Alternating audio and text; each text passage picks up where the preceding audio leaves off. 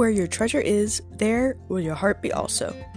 God has hidden unlimited treasures in His Word. Every time we open it, we can discover a new treasure, or admire an old one. What will we find today? Let's dig in. Here's Carla Early with Treasure Hunt in the Word.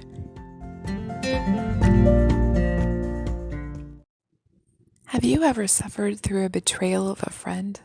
You trusted that person completely, shared your innermost thoughts and feelings, hopes and dreams. But then, betrayal. That friend gossiped about you behind your back, shared something that obviously should have been kept private.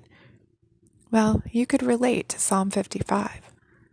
Scholars think David may have written this psalm after he fled from Absalom's takeover. Ahithophel, the friend he may have written about here, had worked as David's counselor. But after David fled, someone informed him that Ahithophel had conspired with Absalom against him. He then became Absalom's advisor. This fact struck David a hard blow.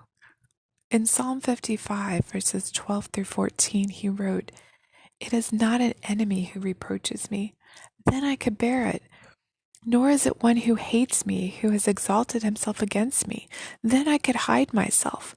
But it is you, a man my equal, my companion, my familiar friend. We who had sweet fellowship together walked in the house of God in the throng." David had spent years running from Saul as a young man, but this was different.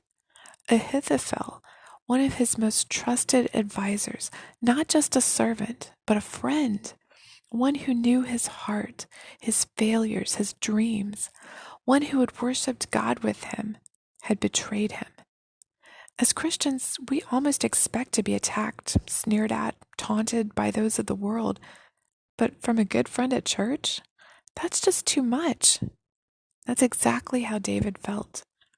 In this psalm, he described the anguish that this betrayal caused him. Jesus could relate too.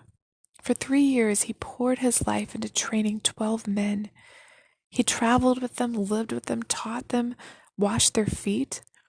One of them, Judas Iscariot, the one that they'd all trusted with their money, the treasurer of the bunch, betrayed him. Knowing where Jesus would go the night after the Passover dinner, Judas led the soldiers up to arrest Jesus. He greeted him with a kiss. Jesus knew that it would happen, but that made it no less painful.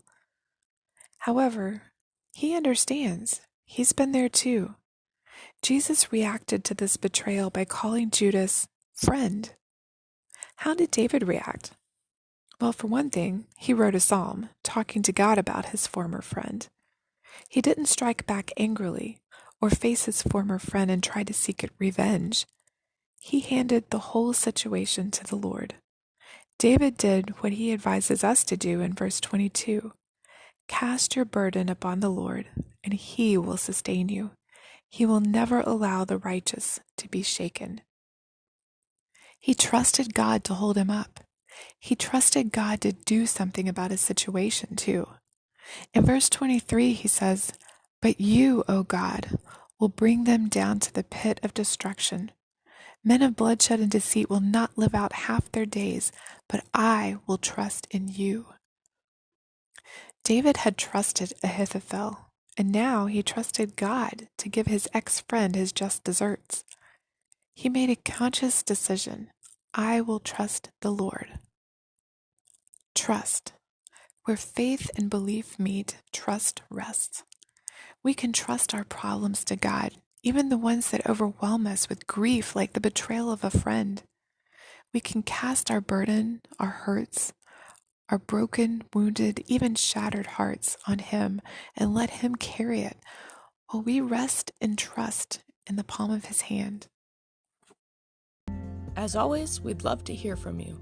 If you'd like to share a treasure, support this ministry, or get Carla to speak at an event, please contact us at treasurehuntintheword@gmail.com.